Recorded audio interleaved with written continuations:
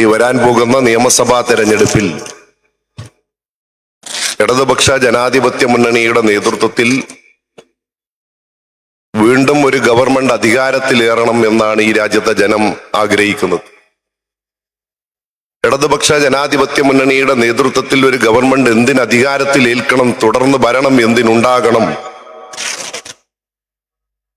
ഈ രാജ്യത്ത് കഴിഞ്ഞ 10 വർഷക്കാലമായി നടപ്പാക്കിയ ജനക്ഷേമ പ്രവർത്തനങ്ങളുടെ തുടർച്ചക്കും ഈ രാജ്യത്തെ ആരോഗ്യ വിദ്യാഭ്യാസ മേഖലയിൽ നാം നേരിട്ടിരുന്ന പ്രതിസന്ധികൾ പരിഹരിച്ച അടിസ്ഥാന സൗകര്യ വികസനത്തിന്റെ കാര്യത്തിൽ, ആരോഗ്യ വിദ്യാഭ്യാസ മേഖലയിൽ നമ്മുടെ സ്ഥാപനങ്ങൾ നവീകരിക്കപ്പെടുന്ന കാര്യത്തിൽ, ആ സ്ഥാപനത്തിലെ സേവനം വിപുലമായി കൊടുക്കുന്ന കാര്യത്തിൽ കഴിഞ്ഞ 10 വർഷക്കാലമായി നമ്മുടെ സംസ്ഥാനത്തുണ്ടായിട്ടുള്ള മാറ്റം ഇന്നേ വരെ ഇല്ലാത്ത തരത്തിലുള്ള ഒരു മുന്നേറ്റമാണ് നമ്മുടെ നാടിനുണ്ടാക്കിയിട്ടുള്ളത്. ക്ഷേമ മേഖലയിൽ ഒരു ഘട്ടത്തിൽ പോലും നടപ്പാക്കാൻ കഴിയില്ല എന്ന തലത്തിലേക്ക് പ്രതിസന്ധിയിലാണ്ട് കിടന്നിരുന്ന ക്ഷേമകർമ്മ പദ്ധതികൾ അതിന്റെ എല്ലാ പ്രതിസന്ധികളും തീർത്ത് 60 ലക്ഷത്തിലധികം വരുന്ന സാധാരണക്കാരായ മനുഷ്യരുടെ വീടുകളിലേക്ക് കുടിശ്ശികയില്ലാതെ വർധനവോടുകൂടി ക്ഷേമ പെൻഷൻ എത്തിക്കുന്ന ഒരു ഗവൺമെന്റ്, ആ ഗവൺമെന്റിന്റെ തുടർച്ച വേണം ഈ സംസ്ഥാനത്ത് എന്നാണ് ഇടതുപക്ഷ ജനാധിപത്യ മുന്നണി കേരളീയ സമൂഹത്തിന്റെ മുന്നിൽ വെക്കുന്നത്. കേരളത്തിലെ ലക്ഷക്കണക്കിന് വരുന്ന വിദ്യാർത്ഥികൾ അധ്യയന വർഷം ആരംഭിച്ചാൽ പോലും പാഠപുസ്തകം കിട്ടാൻ ഒരു നിവൃത്തിയുമില്ലാതെ കുട്ടികളുടെ അർദ്ധവാർഷിക പരീക്ഷ വരെ നടത്താൻ കഴിയാത്ത സാഹചര്യമുണ്ടായിരുന്ന ഒരു സംസ്ഥാനമായിരുന്നു കേരളം. എന്നാൽ അതിൽ നിന്ന് മാറ്റമുണ്ടായി. അധ്യയന വർഷം ആരംഭിക്കുന്നതിന് മുമ്പ് തന്നെ കുട്ടികളുടെ കൈകളിൽ പാഠപുസ്തകം എത്തിച്ച് കുട്ടികൾ പഠിക്കുന്ന വിദ്യാലയങ്ങൾ നവീകരിച്ചും അവിടെ അടിസ്ഥാന സൗകര്യ വികസനത്തിന് ആക്കം കൂട്ടുന്ന നില സ്വീകരിച്ചും കേരളത്തിലെ വിദ്യാഭ്യാസ മേഖലയിൽ ഉണ്ടായിട്ടുള്ള മാറ്റങ്ങളുടെ തുടർച്ച ഈ രാജ്യത്ത് മുന്നോട്ട് പോകണം. അതാണ് ഇടത് ഗവൺമെന്റിന്റെ തുടർച്ച വേണം എന്ന് ഇടതുപക്ഷം പറയാൻ കാരണം. വിദ്യാഭ്യാസ മേഖലയിൽ പഴയ കാലം ഭൂതകാലം നമുക്കെല്ലാം അറിയാം. വിദ്യാലയങ്ങൾ അടച്ചു പൂട്ടിയിരുന്ന, വിദ്യാലയങ്ങൾ പൊളിക്കപ്പെടുന്ന, അടിസ്ഥാന സൗകര്യങ്ങളുടെ പ്രതിസന്ധിയിലാണ്ടിരുന്ന വിദ്യാഭ്യാസ മേഖല ഇന്നൊരു പുതിയ ദിശയിലേക്ക് കേരളത്തിലെ വിദ്യാഭ്യാസ മേഖല എല്ലാ അർത്ഥത്തിലും മാതൃകാപരമായ പ്രവർത്തനങ്ങൾക്ക് നമുക്ക് ചൂണ്ടിക്കാണിക്കാൻ കഴിയുന്ന തലത്തിലേക്ക് വിദ്യാഭ്യാസ മേഖല മാറിയിട്ടുണ്ട്. വിദ്യാഭ്യാസ മേഖല മാത്രമല്ല, കേരളത്തിലെ 2016 അധികാരത്തിൽ വന്ന ഗവൺമെന്റ് 4 മിഷനുകളാണ് കേരളത്തിൽ മുന്നോട്ട് വെച്ചത്. അതിലൊരു മിഷൻ ആർദ്ര കേരള മിഷൻ ആയിരുന്നു. കേരളത്തിലെ ആരോഗ്യ മേഖല ഏറ്റവും വലിയ പരാതി ആളുകൾക്കിടയിൽ ഉയർന്നു വരുന്ന ഒരു മേഖലയായിരുന്നു. പ്രാഥമിക ആരോഗ്യ കേന്ദ്രങ്ങൾ മുതൽ മെഡിക്കൽ കോളേജ് വരെ എന്നും പരാതിയും അടിസ്ഥാന സൗകര്യങ്ങളില്ലാത്തതിന്റെ വീർപ്പുമുട്ടലും ഉണ്ടായിരുന്ന ഒരു സംസ്ഥാനമായിരുന്നു നമ്മുടെ നാട്. ഇന്ന് കേരളത്തിലെ ആരോഗ്യ മേഖല ഇന്ത്യ രാജ്യത്തെ ഏറ്റവും മാതൃകാപരമായി പ്രവർത്തിക്കുന്ന ആരോഗ്യ സംവിധാനമാണ് എന്ന് കേന്ദ്ര ഗവൺമെന്റ് പോലും പറഞ്ഞു വെക്കുന്ന തലത്തിലേക്ക് കേരളത്തിലെ ആരോഗ്യ മേഖല മാറിയിരിക്കുന്നു. ആരോഗ്യ മേഖലയിൽ മാറ്റം ഏറ്റവും കൂടുതൽ ശ്രദ്ധയാകർഷിക്കുന്ന തരത്തിലേക്ക് പ്രാഥമിക ആരോഗ്യ കേന്ദ്രങ്ങളിൽ നിന്ന് തുടങ്ങി കേരളത്തിലെ മെഡിക്കൽ കോളേജ് വരെ അടിസ്ഥാന വികസന രംഗത്തും അടിസ്ഥാന വികസനത്തോടൊപ്പം അതിനകത്തെ സേവന രംഗത്തും ഇന്നേ വരെ ഇല്ലാത്ത മാറ്റത്തിന് നേതൃത്വം കൊടുക്കുകയും ആ മാറ്റം അതിന്റെ തുടർച്ച കേരളത്തിൽ ഉണ്ടാകുകയും ചെയ്യുക. ഇതാണ് ഇടതുപക്ഷ ഗവൺമെന്റിന്റെ 3ാം തുടർച്ച ഉണ്ടാകണമെന്ന് ആഗ്രഹിക്കുന്നവ ആശ്വസിക്കാൻ ഒരു വഴി ഉണ്ടാകണം. അതാണ് നിലപാട്. അങ്ങനെ കേരളത്തിലെ ആരോഗ്യ വിദ്യാഭ്യാസ മേഖലയിൽ മാത്രമല്ല, ഒരു കാലത്തും കേരളത്തിൽ നടപ്പാക്കാൻ കഴിയില്ല, ഒരു കാലത്തും നടപ്പാക്കാൻ കഴിയുന്ന പദ്ധതിയല്ല എന്ന് വിധി എഴുതിയ കേരളത്തിലെ ബൃഹത്തായ പദ്ധതികളുണ്ട്. ആ ബൃഹത്തായ പദ്ധതികളെല്ലാം കേരളത്തിൽ നടപ്പാക്കാൻ കഴിയില്ല എന്ന്, ആ നടപ്പാക്കാൻ കഴിയാത്തതിന്റെ സാങ്കേതിക പദങ്ങൾ പറഞ്ഞ് മാറ്റിവെക്കപ്പെട്ട പദ്ധതികളായിരുന്നു കേരളത്തിലെ ഗതാഗത മേഖലയിലെ ഒട്ടേറെ പദ്ധതികൾ. ആ ഗതാഗത മേഖലയിലെ പ്രധാനപ്പെട്ട ഒരു പദ്ധതിയാണ് നാഷണൽ ഹൈവേ. നാഷണൽ ഹൈവേ യാഥാർത്ഥ്യമാക്കാൻ കഴിയില്ല എന്ന പ്രഖ്യാപനം കേരളത്തിൽ നമ്മൾ കേട്ടതാണ്. ഇന്ന് നാഷണൽ ഹൈവേ യാഥാർത്ഥ്യമായിരിക്കുന്നു. എന്താണ് കേരളത്തിലെ പദ്ധതികൾക്കുള്ള തടസ്സം? ആ തടസ്സം എങ്ങനെയാണ് മാറ്റിയെടുക്കാൻ കഴിയുക? ആ മാറ്റിയെടുക്കാൻ ആവശ്യമായ നില സ്വീകരിച്ച് ആ നിലപാടിലൂടെ കേരളത്തിലെ ഗതാഗത മേഖലയിൽ ഇന്നേ വരെ ഇല്ലാത്ത മാറ്റത്തിന് നേതൃത്വം കൊടുത്ത ഒരു കാലഘട്ടത്തിന്റെ തുടർച്ചയുണ്ടാകണം. ഇതാണ് ഇടതുപക്ഷ ജനാധിപത്യ മുന്നണി ഈ രാജ്യത്തെ ജനവിഭാഗങ്ങളുടെ മുന്നിൽ വെക്കുന്നത്. കേരളത്തിലെ നാഷണൽ ഹൈവേ മാത്രമല്ല, കേരളത്തിലെ തീരദേശ ഹൈവേയും കേരളത്തിലെ മലയോര ഹൈവേയും ഇന്ന് യാഥാർത്ഥ്യമായിരിക്കുന്നു. കേരളത്തിന്റെ ഗതാഗത മേഖലയിൽ ഇന്നേ വരെ ഇല്ലാത്ത മാറ്റങ്ങൾക്ക് സാക്ഷ്യം വഹിച്ച കാലത്തിന്റെ തുടർച്ചയുണ്ടാകണം. അതാണ് ഇടതുപക്ഷ ജനാധിപത്യ മുന്നണിയുടെ ഗവൺമെന്റിന്റെ തുടർച്ചയുണ്ടാകണമെന്ന് മുന്നോട്ട് വെക്കുന്ന ആ കാഴ്ചപ്പാട് നമുക്ക് തുടർന്നു പോകാൻ കഴിയണം എന്ന നില സ്വീകരിക്കുന്നത്. അതുകൊണ്ട് കേരളത്തിൽ മൂന്നാമത് ഒരു ഗവൺമെന്റ് വരുമ്പോ അത് കേരളത്തിന്റെ വികസന തുടർച്ചയ്ക്കുള്ള ഗവൺമെന്റാണ്. മൂന്നാമതും കേരളത്തിലെ ഇടതുപക്ഷ ഗവൺമെന്റ് തുടരണം എന്ന് പറയുന്നത് ഭാവി കേരളത്തിന്റെ വികസനത്തിന് ആക്കം കൂട്ടുന്ന നില സ്വീകരിക്കാനാണ്. അങ്ങനെ കേരളത്തിലെ ആരോഗ്യ മേഖലയിലും വിദ്യാഭ്യാസ മേഖലയിലും ഗതാഗത മേഖലയിലും മാറ്റമുണ്ടാക്കിയത് പോലെ തന്നെയാണ് കേരളത്തിലെ വൈദ്യുത മേഖല. കേരളത്തിലെ വൈദ്യുത മേഖല ഏറ്റവും വലിയ പ്രതിസന്ധി നേരിട്ടിരുന്ന ഒരു ഘട്ടം പവർ കട്ടും ലോഡ് ഷെഡിങ്ങുമായിരുന്നു നമ്മുടെ രാജ്യത്ത്. പവർ കട്ടുള്ള കേരളം, വൈദ്യുതി ഇല്ലാത്ത കേരളം, അത് വ്യവസായ മേഖലയും കാർഷിക മേഖലയും എല്ലാം പ്രതിസന്ധിയിലായിരുന്നു. വ്യവസായികളും വ്യാപാരികളുമെല്ലാം വൈദ്യുതി ഇല്ലാത്തതിന്റെ പേരിൽ പ്രതിസന്ധിയിലാണ്ടിരുന്നൊരു കേരളം ഇന്ന് കേരളം വൈദ്യുതി പ്രതിസന്ധി ഇല്ലാത്ത സംസ്ഥാനമായി മാറിയിരിക്കുന്നു. പവർ കട്ടില്ലാത്ത സംസ്ഥാനമായി മാറിയിരിക്കുന്നു. ലോഡ് ഷെഡിംഗ് ഇല്ലാത്ത സംസ്ഥാനമായി മാറിയിരിക്കുന്നു. കാർഷിക മേഖലയ്ക്ക് ആവശ്യമായ, വ്യവസായ മേഖലയ്ക്ക് ആവശ്യമായ വൈദ്യുതി സുലഭമായി ലഭ്യമാകുന്ന ദക്ഷിണേന്ത്യയിലെ മിച്ച വൈദ്യുത സംസ്ഥാനങ്ങളിൽ ഒന്നായി ഈ കൊച്ചു കേരളം മാറിയിരിക്കുന്നു. 10 വർഷക്കാലം കൊണ്ട് കേരളത്തിലെ ആ മാറ്റമുണ്ടായതിന്റെ തുടർച്ചയാണ് മൂന്നാമത് ഒരു ഗവൺമെന്റ് തുടരണം എന്ന് ഇടതുപക്ഷ ജനാധിപത്യ മുന്നണി ആവശ്യപ്പെടുന്നതിന്റെ ലക്ഷ്യം. അതാണ് ഇടതുപക്ഷ ജനാധിപത്യ മുന്നണി ഗവൺമെന്റ്. കേരളത്തിൽ വർഗീയ സംഘർഷങ്ങളില്ല. 10 വർഷക്കാലത്തിനുള്ളിൽ ഏതെങ്കിലും രീതിയിലുള്ള ചെറുതോ വലുതോ ആയിട്ടുള്ള ഒരു വർഗീയ കലാപങ്ങളില്ല. സമാധാന അന്തരീക്ഷത്തിലൂടെ മനുഷ്യർക്ക് സൗഹൃദം പങ്കുവെച്ച് ജീവിക്കാൻ കഴിയുന്ന ഇന്ത്യയിലെ ഏക സംസ്ഥാനമായി ഈ മലയാളിയുടെ മണ്ണ് മാറി നിൽക്കുന്നത് കളങ്കരഹിതമായ മതനിരപേക്ഷ നിലപാട് ഉയർത്തിപ്പിടിക്കുന്ന ഇടതുപക്ഷത്തിന്റെ നിലപാടിന്റെ ഭാഗമായിട്ടാണ്. മതനിരപേക്ഷതയ്ക്ക് വേണ്ടിയുള്ള പോരാട്ടമാണ്. മതനിരപേക്ഷതയ്ക്ക് വേണ്ടിയുള്ള പോരാട്ടമാണ്. നിങ്ങളുടെ കുട്ടികൾക്ക് അക്ഷരം പഠിക്കാനുള്ള ആലയങ്ങൾ നിലനിൽക്കണം എന്നുള്ളതിന്റെ പോരാട്ടമാണ്. നിങ്ങൾ ഈ രാജ്യത്തെ ആതുരാലയങ്ങൾ നിലനിൽക്കണം. ഈ രാജ്യത്തെ സാധാരണക്കാരന്റെ ക്ഷേമകർമ്മ പദ്ധതികൾ നിലനിൽക്കണം. 5 ലക്ഷം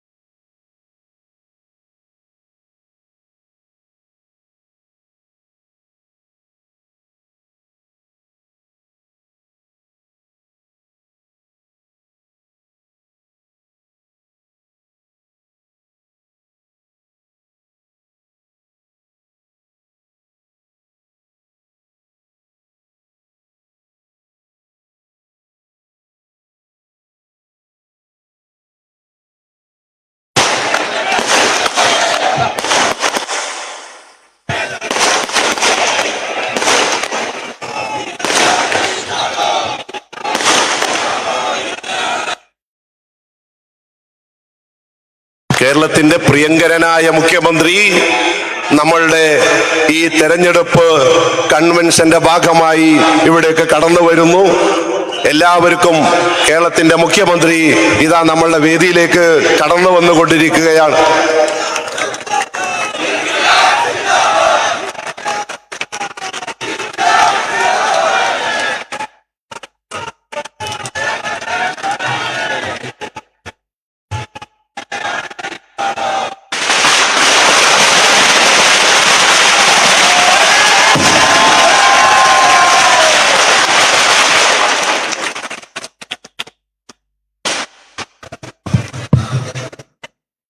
കേരളത്തിന്റെ വികസന തുടർച്ചക്ക്, ഭാവി കേരളത്തിന് അതാണ് ഇടതുപക്ഷത്തിന്റെ തുടർച്ച എന്നുള്ളത് കൊണ്ട് ഇടതുപക്ഷ ജനാധിപത്യ മുന്നണി ആഗ്രഹിക്കുന്നത്.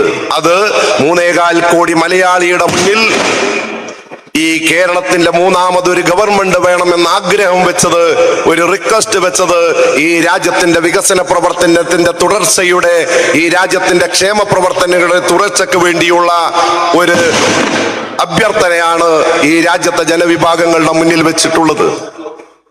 ഞാൻ എൻ്റെ വാക്കുകൾ അവസാനിപ്പിക്കുകയാണ്. പെരിന്തൽമണ്ണ നിയോജക മണ്ഡലത്തിൽ നിന്ന് ഇടതുപക്ഷ ജനാധിപത്യ മുന്നണിയുടെ ഒരു പ്രതിനിധിയായി ഈ നിയോജക മണ്ഡലത്തിൽ ഇടതുപക്ഷ ജനാധിപത്യ മുന്നണിക്ക് വേണ്ടി ചുറ്റിക്കാരിവാൾ നക്ഷത്രം അടയാളത്തിൽ മത്സരിക്കുന്ന എനിക്ക് നിങ്ങളുടെ വിലയേറിയ സമ്മതിദാനാവകാശം രേഖപ്പെടുത്തുന്നതിന് വേണ്ടിയുള്ള പ്രവർത്തനത്തിന് നിങ്ങൾ നേതൃത്വം കൊടുക്കണം, സഹായിക്കണം എന്ന് സവിനയം അഭ്യർത്ഥിച്ചുകൊണ്ട് ഞാൻ എൻ്റെ വാക്കുകൾ അവസാനിപ്പിക്കുന്നു. വിപ്ലവാഭിവാദ്യങ്ങൾ.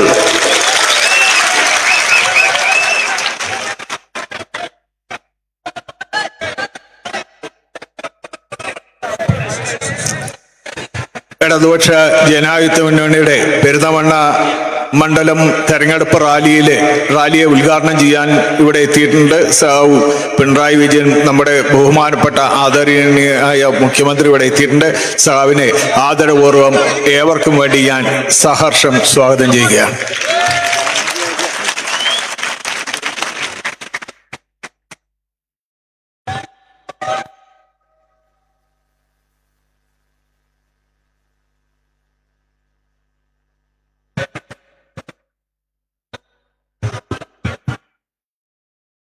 വേദിയിലിരിക്കുന്ന LDF നേതാക്കളെ, സഖാക്കളെ, സഹോദരി സഹോദരന്മാരെ, തെരഞ്ഞെടുപ്പിന്റെ ഏറ്റവും സുപ്രധാന ഘട്ടത്തിലേക്ക് നാം കടന്നിരിക്കുകയാണ്. ഈ തെരഞ്ഞെടുപ്പ് കേരളത്തെ സംബന്ധിച്ചിടത്തോളം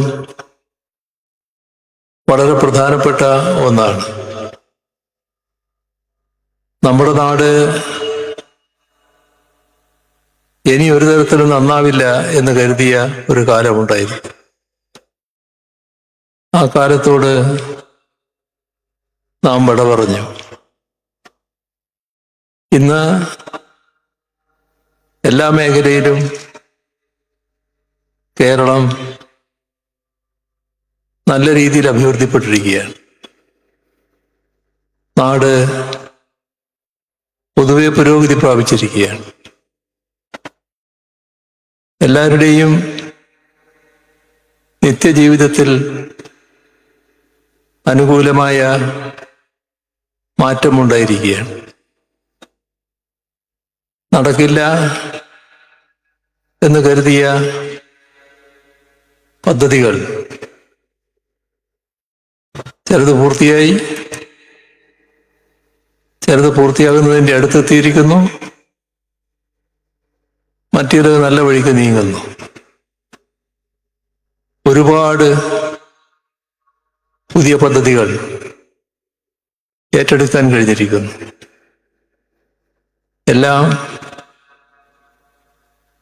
കേരളം അഭിവൃദ്ധിപ്പെടണമെന്ന് ആഗ്രഹിക്കുന്ന ആളുകളുടെ മനസ്സിന് നല്ല കുളിർമ നൽകുന്നതാണ്. നമുക്ക്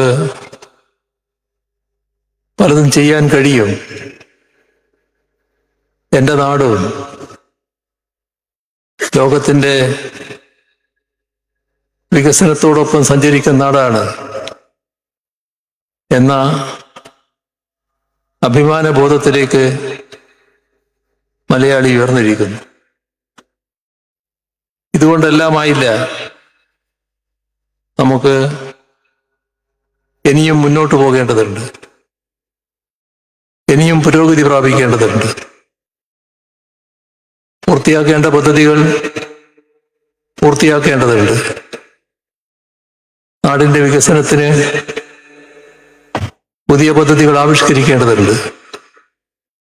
അങ്ങനെ പുരോഗതിയുടെയും വികസനത്തിൻ്റെയും യാത്ര തുടർന്ന് ആധുനിക ലോകത്തിന് ചേരുന്ന ഒരു വികസിത കേരളം നമുക്ക് സൃഷ്ടിക്കേണ്ടതുണ്ട്. ഇവിടെയാണ് ഒരു ചോദ്യം ഉയരുന്നത്.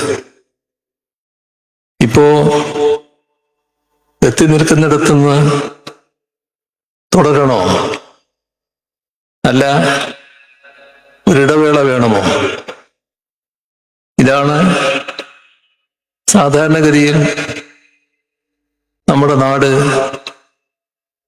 നേരിടുന്ന ചോദ്യം. ആ ചോദ്യത്തിന് ജനങ്ങൾ നേരത്തെ ഉത്തരം പറഞ്ഞിട്ടുണ്ട്. അതാണ് 2021 തീരുമാനം. ആ തീരുമാനം ജനങ്ങളുടെ അനുഭവത്തിന്റെ, നാടിന്റെ അനുഭവത്തിന്റെ അടിസ്ഥാനത്തിൽ എടുത്തതായിരുന്നു. സാധാരണ 2016 വരെയുള്ള കേരളത്തിന്റെ പതിവ്, തെരഞ്ഞെടുപ്പ് നടക്കുമ്പോൾ നിലവിൽ അധികാരത്തിലുള്ള മുന്നണി പരാജയപ്പെടുന്നു, പ്രതിപക്ഷത്തിരിക്കുന്ന മുന്നണി അധികാരത്തിലേറുന്നു. ഇത് നാടിനുണ്ടാക്കിയ പ്രത്യാഘാതം എത്രത്തോളമാണ് എന്ന് ശരിയായ രീതിയിൽ നാട്ടുകാർ വിലയിരുത്തി.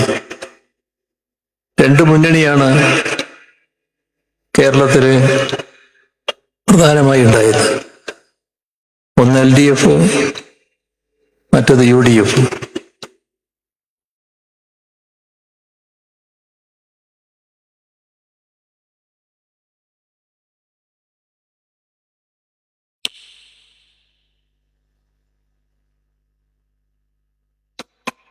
LDF നമ്മുടെ കേരളത്തിന്റെ പൊതുവായ വികസനത്തിന്, ജനങ്ങളുടെ ക്ഷേമത്തിന് മുൻതൂക്കം കൊടുത്താണ് എല്ലാ കാലത്തും പ്രവർത്തിച്ചിട്ടുള്ളത്. അതുകൊണ്ട് തന്നെ LDF ഭരണത്തിലുള്ള കാലം നാട് പുരോഗതി പ്രാപിക്കുന്നു, ജനങ്ങളുടെ ക്ഷേമം മുൻനിർത്തിയുള്ള നടപടികൾ സ്വീകരിക്കുന്നു. എന്നാൽ UDFന്റെ കാലം വരുമ്പോൾ നേരെ വിപരീതമായ ദിശ വരുന്നു. എവിടെ എത്തി നിൽക്കുന്നോ അവിടുന്ന് ഒട്ടും മുന്നോട്ട് പോകുന്നില്ല. മാത്രമല്ല, നടപടികൾ തുടരാത്തതുകൊണ്ട് പലതിനും തകർച്ച സംഭവിക്കുന്നു. ഇതിന്റെ ഫലമായി സംഭവിക്കുന്നത് കാലം നമ്മളെ കാത്തു നിൽക്കില്ല. കാലത്തിനനുസൃതമായി ഓരോ നാടും വികസിക്കേണ്ടതുണ്ട്, മുന്നേറേണ്ടതുണ്ട്. ആ വികസനവും മുന്നേറ്റവും UDFന്റെ കാലത്ത് ഉണ്ടാകുന്നില്ല. വലിയ തോതിലുള്ള പുറകോട്ടടി ഇതിന്റെ ഭാഗമായി നാടിന് സംഭവിക്കുന്നു.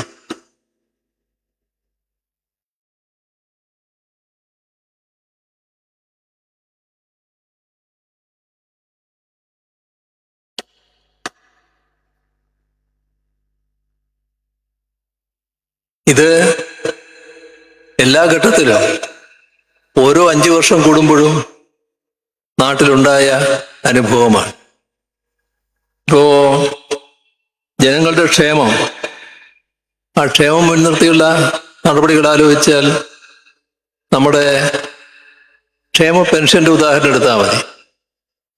ക്ഷേമ പെൻഷൻ വളരെ ചെറിയ തുച്ഛമായ തുകയായിരുന്നല്ലോ ആദ്യം, 45 രൂപ. 45 രൂപ തീരുമാനിച്ചപ്പോ അതിനെതിരെ കോൺഗ്രസ് പ്രതികരിച്ചു. എന്നാൽ അതിനുശേഷം കോൺഗ്രസിന്റെ നേതൃത്വത്തിലുള്ള ഗവൺമെന്റ് അധികാരത്തിൽ വന്നപ്പോൾ ഒരു പൈസ കൂട്ടിക്കൊടുത്തില്ല. ഇതാണ് ഉണ്ടായ അവസ്ഥ. പിന്നെ LDF വന്ന് ചെറിയ സംഖ്യ വർദ്ധിപ്പിച്ചു. വീണ്ടും UDF വന്നു. അതേ അവസ്ഥ.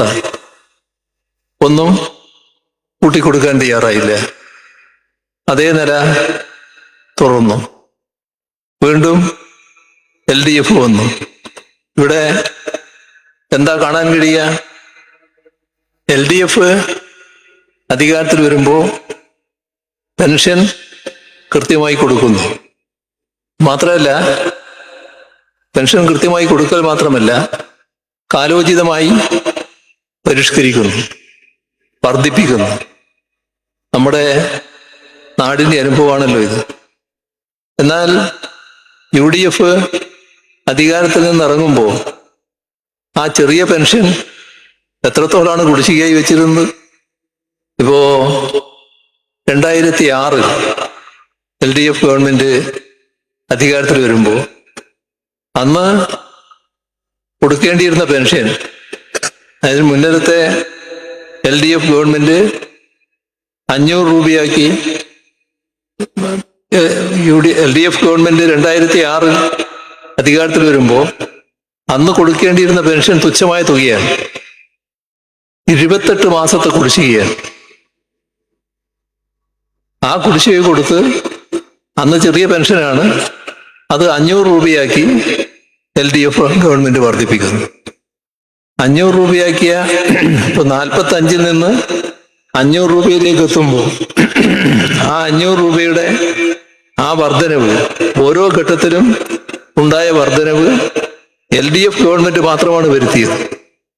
അതിനിടക്ക് വന്ന ഒരു ഗവൺമെന്റും, UDF ഗവൺമെന്റ്, ഒരു വർധനവും വരുത്തിയില്ല.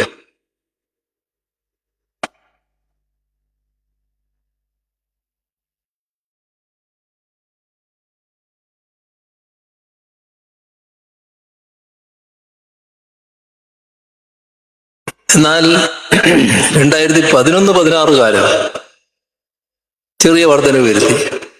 എത്ര?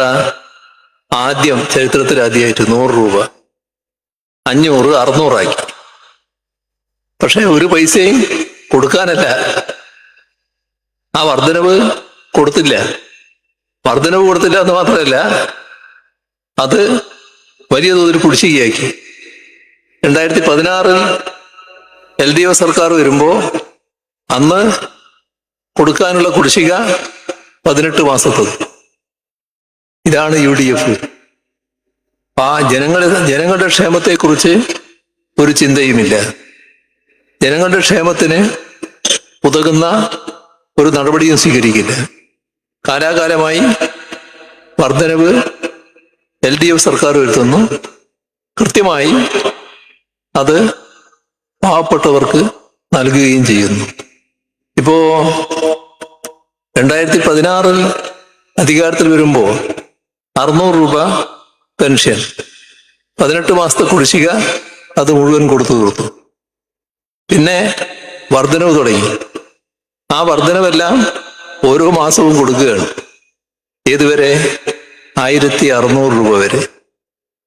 ഈ 1600 രൂപ 2021 ശേഷം കൃത്യമായി കൊടുത്തു പോകുന്നു. ഇപ്പോൾ അത് 2000 രൂപയാക്കിയിരിക്കുന്നു. ഇതാണ് LDF-ഉം UDF-ഉം തമ്മിലുള്ള വ്യത്യാസം. നാടിന്റെ അഭിവൃദ്ധിയുമായി ബന്ധപ്പെട്ട പ്രശ്നം. LDF-ന് നാടിനെ നല്ല രീതിയിൽ അഭിവൃദ്ധിയിലേക്ക് നയിക്കാൻ കഴിയുന്നു. കാരണം മറ്റ് ചിന്തകളില്ല, അതിനകത്ത് വേറെ നിക്ഷിപ്ത താല്പര്യങ്ങളില്ല.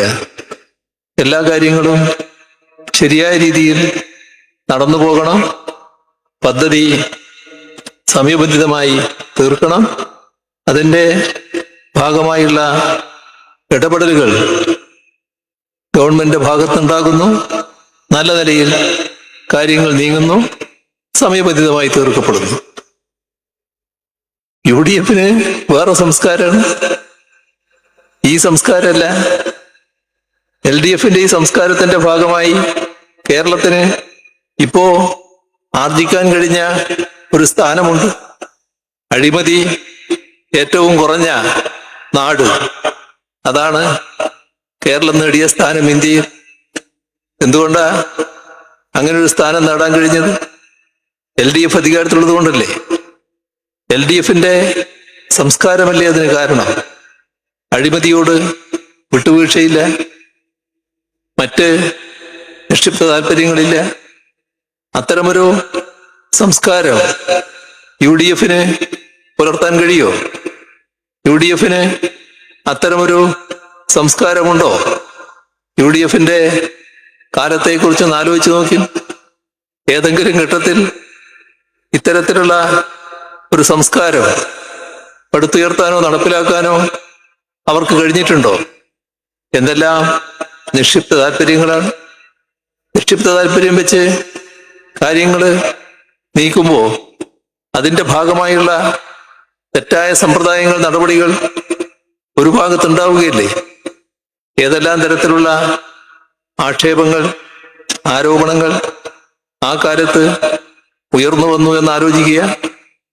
ഇപ്പോ കേരളത്തിൽ LDF ഗവൺമെന്റ് നിയമസഭാ സമ്മേളനം തെരഞ്ഞെടുപ്പിന് തൊട്ടു മുൻപ് സമ്മേളിച്ചപ്പോ നമ്മുടെ പ്രതിപക്ഷത്തിന് എന്തെങ്കിലും ഉന്നയിക്കാൻ കഴിഞ്ഞോ? സാധാരണഗതിയിൽ ഭരണപക്ഷത്തെ വല്ലാതെ എരിപൊരി കൊള്ളിക്കുന്ന നില ഏത് പ്രതിപക്ഷവും സ്വീകരിക്കില്ലേ? പക്ഷേ കേരളത്തിലെ പ്രതിപക്ഷത്തിന് കഴിഞ്ഞോ? കാരണം ഭരണപക്ഷത്തെ എന്തു പറഞ്ഞാണ് വിമർശിക്കുക? ഏത് തെറ്റിന്റെ പേരിലാണ് വിമർശിക്കുക? ഇപ്പോ പ്രചരിപ്പിക്കുന്നത് പോലുള്ള നുണകൾ കെട്ടിച്ചമച്ച് പറഞ്ഞാൽ വസ്തുതകളുടെ അവതരണത്തിലൂടെയുള്ള തിരിച്ചടി സഭയിൽ തന്നെ ശക്തമായി ഏൽക്കേണ്ടി വരുമല്ലോ. അത് ഒഴിവാക്കുന്നതിനാണല്ലോ സഭ തന്നെ ബഹിഷ്കരിച്ചു പോകുന്ന നിലയുണ്ടായത്. ചർച്ചയിൽ അവർ പങ്കെടുത്തില്ല, ആക്ഷേപങ്ങൾ ഉന്നയിച്ചില്ല, പ്രധാനപ്പെട്ട ആരോപണങ്ങൾ മന്ത്രിമാർക്കെതിരെ ഉന്നയിക്കാം, അത്തരം കാര്യങ്ങളൊന്നും ഉന്നയിക്കാൻ അവർക്കായില്ല. ഇവിടെ സാധാരണഗതി അടിയന്തര പ്രമേയങ്ങൾ അവതരിപ്പിക്കും, അത്തരം അടിയന്തര പ്രമേയങ്ങൾ അവതരിപ്പിക്കാൻ തയ്യാറായില്ല. ഒരു പ്രതിപക്ഷത്തിന് അവസാനം കിട്ടുന്ന ഏറ്റവും വലിയൊരു ആയുധമാണ് ഗവൺമെന്റിനെതിരെ അവിശ്വാസം അവതരിപ്പിക്കുക എന്നുള്ളത്. അങ്ങനെ അവതരിപ്പിച്ചാൽ ഒരുപാട് കാര്യങ്ങൾ ഗവൺമെന്റിനെതിരെ സംസാരിക്കാൻ പറ്റും. അത് പറ്റിയോ അവർക്ക്? ഇതൊന്നും പ്രതിപക്ഷം കാണിച്ച സൗജന്യമല്ലല്ലോ. അങ്ങനെ സഭയിൽ ഗവൺമെന്റിനെതിരെ പറഞ്ഞാൽ അതിന്റെ വസ്തുതകൾ നിർത്തിക്കൊണ്ടുള്ള മറുപടി ഭരണപക്ഷത്തിന് വരുമല്ലോ. അപ്പോ എരിപൊരി കൊള്ളുന്നത് ഭരണപക്ഷമായിരിക്കില്ല, ഉന്നയിച്ച പ്രതിപക്ഷമാകും. അതുകൊണ്ടാണ് അത്തരത്തിലുള്ള ഒരു കാര്യവും ഉന്നയിക്കാൻ കഴിയാതിരുന്നത്. ഇത്ര സുതാര്യമായ രീതിയിൽ നമ്മുടെ സംസ്ഥാനത്തിന്റെ ഭരണനിർവഹണം നടന്ന ഒരു കാലം അത് നമ്മുടെ ചരിത്രത്തിൽ കാണാൻ കഴിയും. അതിന്റെ ഭാഗമായല്ലേ ജനങ്ങൾ നല്ല രീതിയിൽ LDFനെ അംഗീകരിക്കുകയും 2021 തുടർഭരണം സമ്മാനിക്കുകയും ചെയ്തത്. അപ്പോ ഇതിനെ നേരിടാൻ മറ്റ് ഒരു വഴിയും UDFന്റെ പ്രതിപക്ഷത്തിന്റെ കയ്യിലില്ല എന്താണ് വസ്തുത. വസ്തുതകൾ അവതരിപ്പിച്ചുകൊണ്ട് ഗവൺമെന്റിനെ വിമർശിക്കാനാവില്ല. അപ്പോൾ അവര് ആശ്രയിക്കുന്നത് നല്ലതുപോലെ നുണകൾ പ്രചരിപ്പിക്കുക. എന്താണ് നുണകൾ അഴിച്ചുവിടുക, വ്യാപകമായി പ്രചരിപ്പിക്കുക. അത്തരം നുണപ്രചരണത്തിലൂടെ കേരളത്തില് ജനങ്ങളെ തെറ്റിദ്ധരിപ്പിക്കാനാകും എന്നാണ് അവർ കരുതുന്നത്. പക്ഷേ നുണക്ക് അല്പായുസ് മാത്രമേ ഉള്ളൂ, അതിന് സ്ഥിരമായി ആയുസില്ല. എപ്പോഴ് വസ്തുതകൾ എത്തുന്നോ, യാഥാർത്ഥ്യങ്ങൾ എത്തുന്നോ, അതോടെ നുണ പൊളിയും. എന്നാൽ നുണയാണ് എന്ന് വെച്ച് അവഗണിക്കാൻ പറ്റില്ല. ആ തരത്തിലുള്ള നുണകളാണ് പ്രചരിപ്പിച്ചുകൊണ്ടിരിക്കുന്നത്. ഇന്നലെ ഒരു പത്രസമ്മേളനം നടത്തുമ്പോൾ അവിടെ മാധ്യമപ്രവർത്തകര് എന്നോടൊരു ചോദ്യം ചോദിക്കുകയുണ്ടായി. അതിൽ അവർ പറഞ്ഞത് ചിലയിടങ്ങളിൽ ഇപ്പോഴത്തെ പാചകവാതക ക്ഷാമം, പെട്രോൾ ഡീസൽ ക്ഷാമം ഇതെല്ലാം സംസ്ഥാന സർക്കാരിൻ്റെ പിടിപ്പുകേട് കൊണ്ടാണ്, അതിൻ്റെ ഉത്തരവാദി സംസ്ഥാന സർക്കാരാണ് എന്ന് പ്രചരിപ്പിക്കുന്നുണ്ടല്ലോ എന്നാണ്. അപ്പോ എല്ലാവർക്കും അറിയാലോ സംസ്ഥാന സർക്കാരിന് അതിലൊന്നും ചെയ്യാനില്ല എന്ന്. നമ്മുടെ രാജ്യത്തെ സർക്കാരാണല്ലോ നടപടിയെടുക്കേണ്ടത്. പക്ഷേ തെറ്റായി കാര്യങ്ങൾ അവതരിപ്പിക്കുക, ഇത്തരമൊരു അവസ്ഥ ഉണ്ടാക്കിയത് എങ്ങനെയെന്നതിലേക്കല്ല പോകുന്നത്. തൽക്കാലം കേരളത്തിലെ LDF ഗവൺമെന്റിനെ തെറ്റാണെങ്കിലും കാര്യങ്ങൾ തെറ്റായി അവതരിപ്പിച്ചുകൊണ്ട് കുറ്റപ്പെടുത്താൻ കഴിയുമോ? അത്രയും സമയത്തേക്ക് ആളുകളുടെ മനസ്സിൽ LDF ഗവൺമെന്റിനെ കുറിച്ച് ഒരു തെറ്റായ ബോധം സൃഷ്ടിക്കാനാകുമോ? ഇതാണ് നോക്കുന്നത്. യഥാർത്ഥത്തിൽ പരമാധികാരമുള്ള രാഷ്ട്രത്തിന് നേരെ നടത്തിയ ഒരു മര്യാദയുമില്ലാത്ത ആക്രമണമാണല്ലോ ഈ സംഭവങ്ങൾക്കെല്ലാം ആധാരമായി വന്നത്. അവിടെ രാജ്യത്തിന്റെ പരമാധികാരിയെയും കുടുംബത്തെയുമല്ലേ വധിക്കുന്നത്. ഒരു കാലത്തും ചെയ്യാൻ പാടില്ലാത്ത കാര്യമല്ലേ അത്. യുദ്ധത്തിനിടയാക്കിയ സാഹചര്യം, അമേരിക്കൻ സാമ്രാജ്യത്വം കാണിക്കുന്ന തെമ്മാടിത്ത നയം, അതിന്റെ കൂട്ടാളിയായി ഇസ്രയേൽ അമേരിക്കൻ സംരക്ഷണത്തോടെ നടത്തുന്ന ആക്രമണങ്ങൾ, ഇതെല്ലാം ഒരു ഭാഗത്ത് നിൽക്കുന്നു. അതേസമയം യുദ്ധം വലിയ തോതിലുള്ള ആശങ്കയാണ് നമ്മുടെ ജനങ്ങളിൽ ഉണ്ടാക്കുന്നത്. നമ്മുടെ സഹോദരങ്ങൾ അനേക ലക്ഷമാണ് ഗൾഫ് രാജ്യങ്ങളിലുള്ളത്. പലതരത്തിലുള്ള ഉത്കണ്ഠകൾ ഉയർന്നു വരുന്നുണ്ട്. അവിടെ നല്ല രീതിയിൽ പ്രവാസികളുടെ സുരക്ഷ ഉറപ്പുവരുത്താനുള്ള ഇടപെടൽ കേന്ദ്ര ഗവൺമെന്റിന്റെ ഭാഗത്തു നിന്ന് ഉണ്ടാകേണ്ടതുണ്ട്. അത് സംസ്ഥാന ഗവൺമെന്റ് നിരന്തരം ആവശ്യപ്പെട്ടുകൊണ്ടിരിക്കുകയാണ്. ഇന്ധനക്ഷാമത്തിന്റെ പ്രശ്നം പറയുമ്പോൾ നമുക്ക് നമ്മുടെ അടുക്കളയിലടക്കം യുദ്ധത്തിന്റെ പ്രത്യാഘാതം ഉണ്ടായിരിക്കുകയാണല്ലോ. വീടുകളിലെ അടുക്കളയിലുണ്ട്, ഹോട്ടലുകളെ ബാധിച്ചിട്ടുണ്ട്. നമ്മുടെ കേരളത്തില് ധാരാളം പേര് ഹോട്ടലുകളെ ആശ്രയിച്ച് ജീവിക്കുന്നവരുണ്ടല്ലോ. ആ ഹോട്ടലുകൾക്ക് ഇന്ധനമില്ലാത്തതുകൊണ്ട് അടഞ്ഞു പോകുന്നു, വീടുകൾക്ക് വലിയ പ്രയാസം വരുന്നു. ഇതെല്ലാം സൃഷ്ടിക്കുന്ന പ്രയാസങ്ങൾ അത് പരിഹരിക്കണമെന്ന് കേന്ദ്ര ഗവൺമെന്റിനോട് സംസ്ഥാന ഗവൺമെന്റ് ആവശ്യപ്പെട്ടുകൊണ്ടിരിക്കുകയാണ്.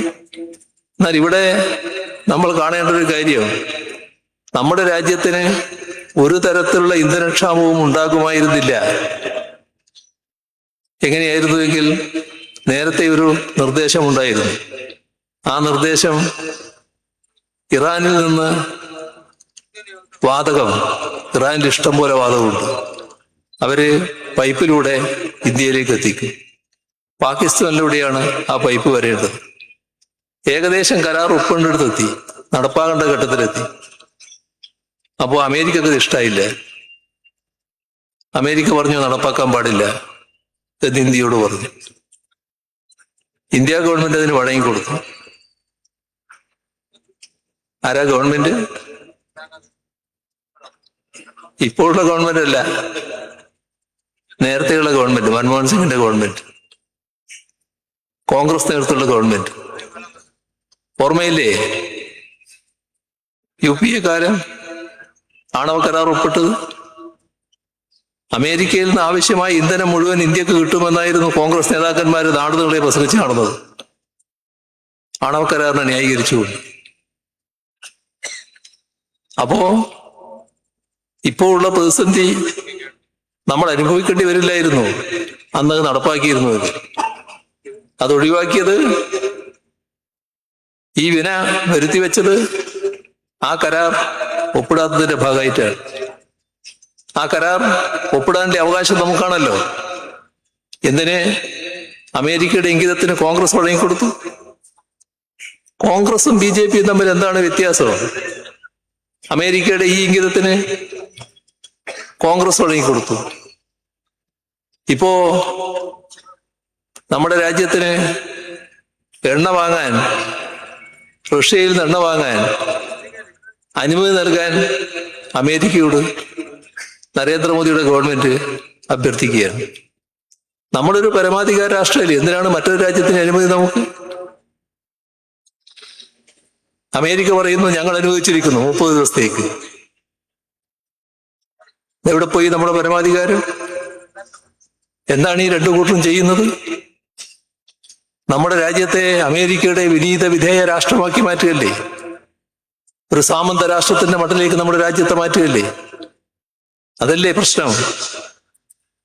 ഇത്തരമൊരു അവസ്ഥ ഉണ്ടാക്കിയത് അതല്ലേ?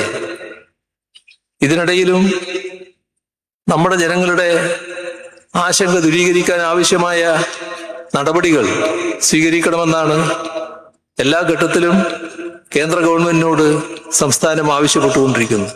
അപ്പോൾ കാര്യങ്ങൾ എങ്ങനെ തെറ്റായി അവതരിപ്പിക്കുന്നു എന്നതാണ് നാം ഗൗരവമായി കാണേണ്ടത്. ഇവിടെ നമ്മുടെ വ്യത്യസ്ത മേഖലകൾ നല്ല രീതിയിൽ അഭിവൃദ്ധി പ്രാപിച്ചതായിട്ടാണ് കാണാൻ നമുക്ക് സാധിക്കുക. നമ്മുടെ പശ്ചാത്തല സൗകര്യം നല്ലതുപോലെ വികാസം പ്രാപിച്ചിരിക്കുന്നു. നമ്മുടെ വിദ്യാഭ്യാസ രംഗം നല്ല രീതിയിൽ പുരോഗതി പ്രാപിച്ചിരിക്കുന്നു. പൊതുവിദ്യാഭ്യാസ രംഗം ഇന്ത്യയിലെ ഏറ്റവും മെച്ചപ്പെട്ട നിലയിലേക്ക് ഉയർന്നിരിക്കുന്നു. ഉന്നത വിദ്യാഭ്യാസ മേഖലയും നല്ല നിലക്ക് ഉയർന്നിരിക്കുകയാണ്. ഉന്നത വിദ്യാഭ്യാസ സ്ഥാപനങ്ങൾ ഇന്ത്യയിലെ പ്രധാനപ്പെട്ട സ്ഥാപനങ്ങൾ നിലയിലേക്ക് വന്നിരിക്കുന്നു. ഇപ്പോൾ എടുത്താൽ രാജ്യത്തെ ആദ്യത്തെ 6 യൂണിവേഴ്സിറ്റികൾ എടുത്താൽ അതിൽ 2 കേരളത്തിൽ നിന്നുള്ളതാണ്. രാജ്യത്തെ 100 കോളേജുകൾ എടുത്താൽ അതിൽ 18 കേരളത്തിൽ നിന്നുള്ളതാണ്. മാറിയിരിക്കുകയാണ്. 6000 കോടി രൂപയാണ് ഉന്നത വിദ്യാഭ്യാസ മേഖലയിൽ സംസ്ഥാനം ചെലവഴിച്ചത്. അതിന്റെ ഭാഗമായി നല്ല മാറ്റം പശ്ചാത്തല സൗകര്യ രംഗത്തുണ്ടായി. ലൈബ്രറി, ലാബ് എല്ലാം ശക്തിപ്പെട്ടു. മറ്റെല്ലാ തരത്തിലും സജ്ജമായി. കോഴ്സുകൾ പുതുതായിട്ട് വന്നു. നല്ല മാറ്റം പൊതുവെ ഉന്നത വിദ്യാഭ്യാസ മേഖല ഉണ്ടായിരിക്കും. നമ്മുടെ യുവത ആഗ്രഹിക്കുന്ന തരത്തിലുള്ള യോഗ്യത നേടാൻ നമ്മുടെ കേരളത്തിലെ യുവതക്ക് കഴിയുന്നു. ഇന്ന് മത്സരാധിഷ്ഠിത ലോകമാണല്ലോ. അന്താരാഷ്ട്ര തലത്തിൽ വികസിത രാഷ്ട്രങ്ങളിലെ യുവതയുമായി മത്സരിക്കാനുള്ള വിദ്യാഭ്യാസ യോഗ്യതയും നൈപുണ്യവും നമ്മുടെ ചെറുപ്പക്കാർ നേടുകയാണ്. അവരാഗ്രഹിക്കുന്ന തരത്തിലുള്ള അവരുടെ യോഗ്യതക്കനുസരിച്ചുള്ള തൊഴിൽ ഇവിടെ ലഭ്യമാക്കാനുള്ള നടപടികളും സ്വീകരിച്ചു വരികയാണ്. കേരളം മാറുകയല്ലേ? ഇത്തരം മാറ്റങ്ങളെ കുറിച്ച് ചിന്തിക്കുമ്പോൾ നമ്മൾ കാണേണ്ടത്, നമ്മുടെ നാട് ഒരുപാട് ദുരന്തങ്ങൾ നേരിടേണ്ടി വന്നല്ലോ. ആ ദുരന്തങ്ങളിൽ മതിയായ സഹായം നമുക്ക് ലഭിച്ചില്ലല്ലോ. നമ്മുടെ രാജ്യം എല്ലാ സംസ്ഥാനങ്ങളെയും സഹായിക്കാറുണ്ട് ദുരന്തങ്ങൾ വന്നാൽ. പക്ഷേ നമുക്ക് വന്നതുപോലുള്ള ദുരന്തങ്ങൾ 2018 നൂറ്റാണ്ടിലെ മഹാപ്രളയം, അതിന്റെ തൊട്ടടുത്ത വർഷം അതിരൂക്ഷമായ കാലവർഷക്കെടുതി, ഒരു ശ്വാസം കഴിക്കാൻ കഴിയുന്നതിന് മുൻപ് കോവിഡ് മഹാമാരി, ഇതിനെല്ലാം മുൻപ് ഓഖിയും നിപ്പയും, എന്തല്ല. ഒരു നാട് തകരാൻ വേറൊന്നെങ്കിലും വേണോ? പ്രളയം, മഹാപ്രളയം നാടിനെ തകർത്തെറിയുകയായിരുന്നില്ലേ? നമുക്ക് സഹായം നൽകേണ്ട കേന്ദ്ര ഗവൺമെന്റ് മുഖം തിരിച്ചു നിന്നല്ലോ, സഹായിക്കാൻ തയ്യാറായില്ലല്ലോ. ഇവിടെ കേരളത്തെ നെഞ്ചേച്ച ചില രാജ്യങ്ങളുണ്ട് ലോകത്ത്. ആ രാജ്യങ്ങള് നമ്മുടെ നിസ്സഹായാവസ്ഥ കണ്ട് ഈ രാജ്യം തകർന്നു പോകുമല്ലോ എന്ന് കണക്കാക്കി, നമ്മുടെ നാട് തകർന്നു പോകുമല്ലോ എന്ന് കണക്കാക്കി ഇന്ത്യ ഗവൺമെന്റിനെ അറിയിച്ചു, ഞങ്ങള് കേരളത്തെ സഹായിക്കാൻ തയ്യാറാണ്, ഞങ്ങൾ സ്വീകരിക്കില്ല. ഇന്ത്യ ഗവൺമെന്റിന്റെ മറുപടി എന്തൊരു ക്രൂരതയാണെന്ന് നോക്കണം. നമ്മുടെ കാര്യം വന്നപ്പോൾ മാത്രമല്ലേ അങ്ങനെ ഒരു നിലപാടുള്ളൂ. എന്തുകൊണ്ടാണിത്? ഇപ്പോ ഏറ്റവും ഒടുവിൽ മുണ്ടക്കൈ ചൂരൽമല ദുരന്തം വന്നു. എല്ലാവരും പ്രതീക്ഷിച്ചു സഹായം കിട്ടുമെന്ന്. പല സഹായവും തന്നോ? കേന്ദ്ര ഗവൺമെന്റ് കേരളം രക്ഷപ്പെടരുത് എന്ന ചിന്തയിലല്ലേ? ഇത് മാത്രാണോ? നമുക്ക് അർഹമായ വിഹിതം തരണമല്ലോ. നമ്മുടെ നികുതി വിഹിതം. കേരളത്തിന്റെ ജനസംഖ്യ ദേശീയ ജനസംഖ്യയുടെ 2.5%. നമ്മുടെ നികുതി വിഹിതം 1.9 എന്ന് പറഞ്ഞാൽ ജനസംഖ്യാനുപാതികമായ നികുതി വിഹിതം നമുക്ക് ലഭിക്കുന്നില്ല. എന്താണിത്? നമുക്ക് അർഹമായത് ലഭിക്കണ്ടേ? ഒരുപാട് രംഗങ്ങളിൽ കേന്ദ്രം നമുക്ക് വിഹിതം നൽകേണ്ടതുണ്ട്. ഒരു രംഗത്തും അർഹമായത് ലഭിക്കുന്നില്ല. ഒരു നാടിന്റെ വികസനത്തിന് ഏറ്റവും പ്രധാനമാണ് എടുക്കുന്ന വായ്പ. സംസ്ഥാനത്തിന് വായ്പ എടുക്കാൻ അവകാശമുണ്ട്. ആ വായ്പ ഇവിടെ വലിയ തോതിൽ നിയന്ത്രിക്കുകയാണ്, പരിധി വെക്കുകയാണ്.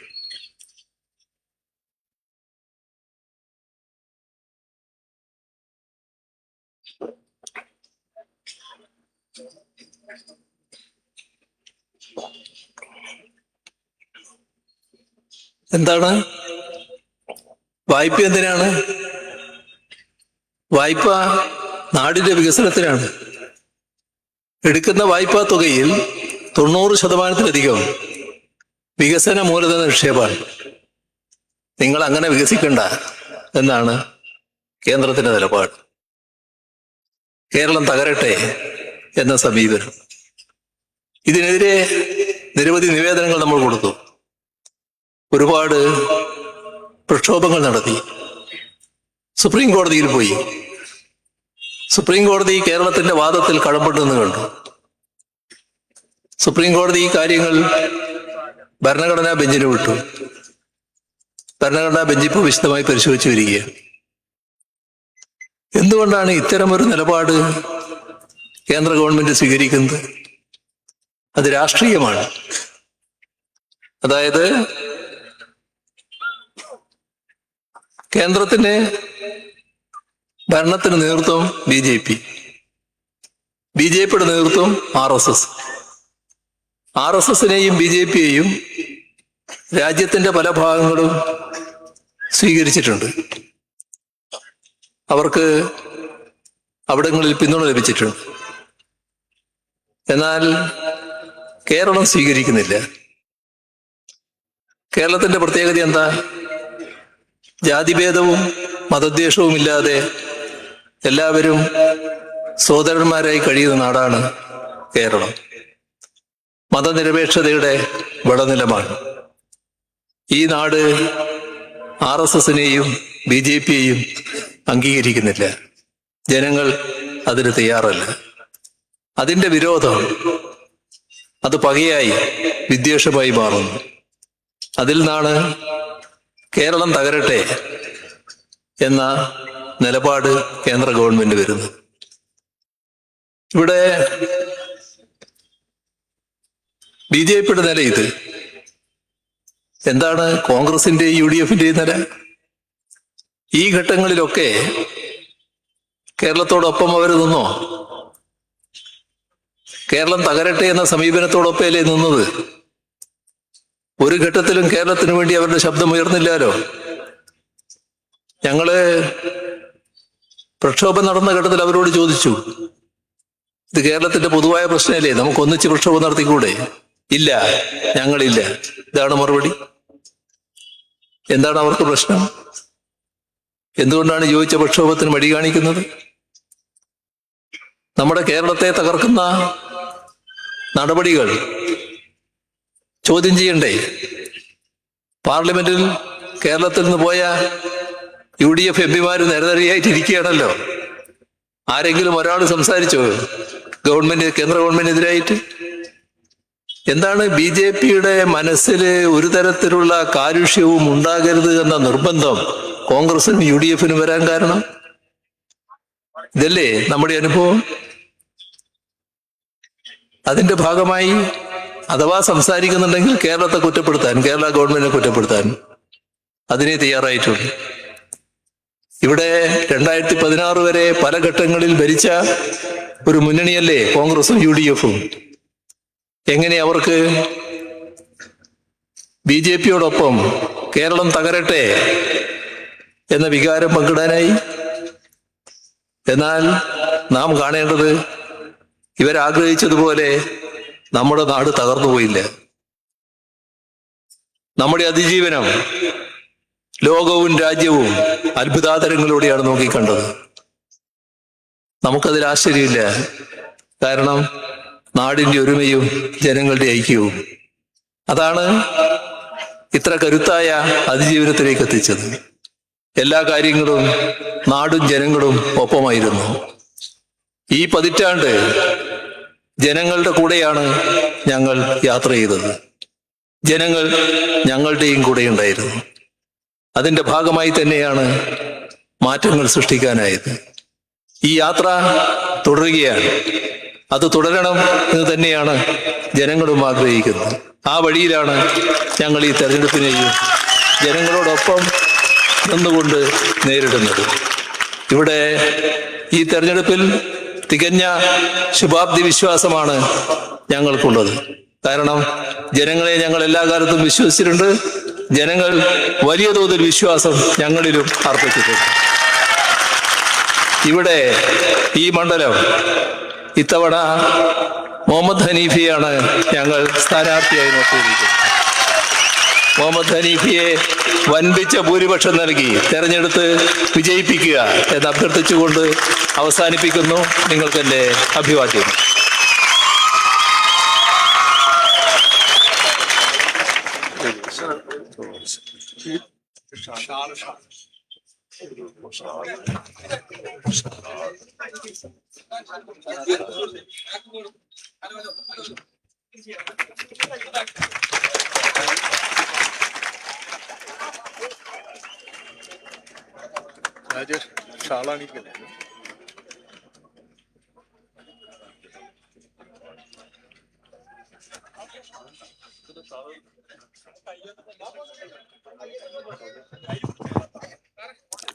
നമ്മുടെ ബഹുമാനപ്പെട്ട മുഖ്യമന്ത്രി നമ്മുടെ സ്ഥാനാർത്ഥി ഹനീഫെ ഷാൾ അണിയിക്കുകയാണ്.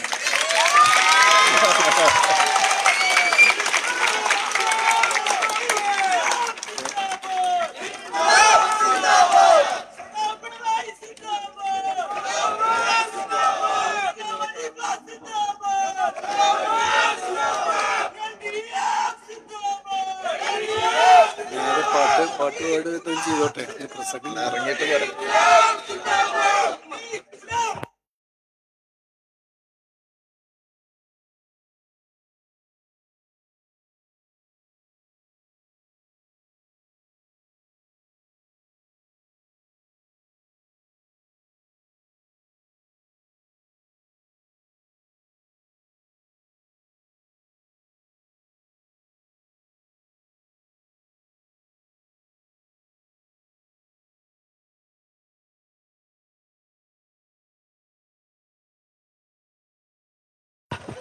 നമ്മുടെ പൊതുസമ്മേളനം അവസാനിക്കുകയാണ്. ഗാനമേള തുറന്ന് നടത്തുകയാണ്. അതിന്റെ ഗാനമേള ടീമിനെ ക്ഷണിക്കുന്നു.